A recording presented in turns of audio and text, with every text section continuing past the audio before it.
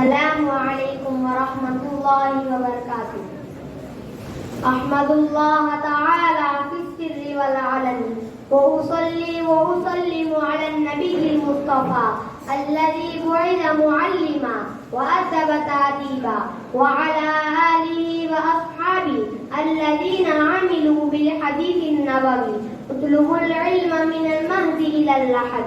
अम्मा बाद फ़अऊज़ु बिल्लाहि मिनश शैतानिर रजीम। बिस्मिल्लाहिर रहमानिर रहीम। यरफ़इल्लाहु अल्लज़ीना आमनू मिनकुम वल्लज़ीना ऊतुल इल्म दरजात।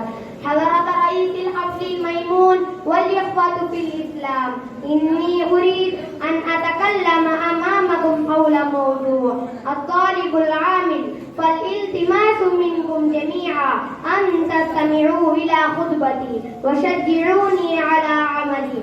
अय्युहल इख़्वान, इन्नल्लाह तबारक व तआला बअसल अंबिया वल मुरसलीन इला हाज़ल आलम लिइख़राजिन नासि मिनज़ ज़ुलुमातिल हालिका इलन नूरिस सातिअ।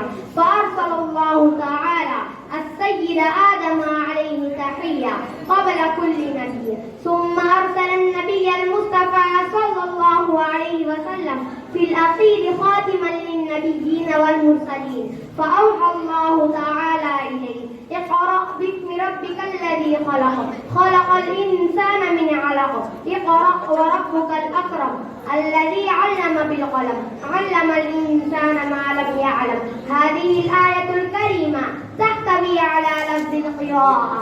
هذا أول لفظ للقرآن الذي نزل لهداية الإنسانية بأسرها وإرشاد الضالين الحادثين إلى الصراط السوي المختار.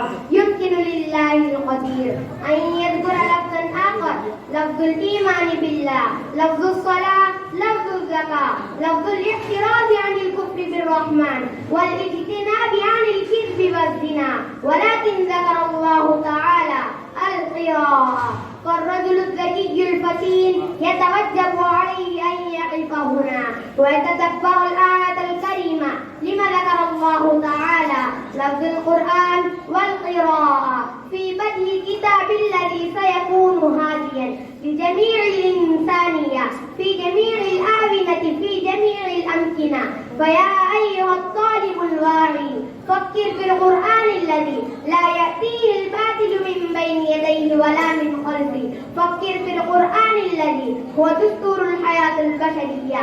هذا القرآن يشتمل على أول وحي وهو القراءة، العلم والتعلم. أيها الطالب، انصرف إلى القرآن الذي يبلغ الناس دعوة العبادة والعمل الصالح، وقم بالعلم الصحيح والعمل الصالح.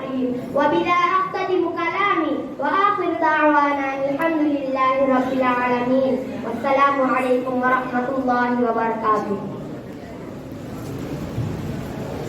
माशाअल्लाह, मोहम्मद उमर सल्लल्लाहु इस वक्त हमारे सामने इल्म दीन पर बहुत ही बेहतरीन अंदाज में अरबी ज़बान में तकरीर कर रहे थे।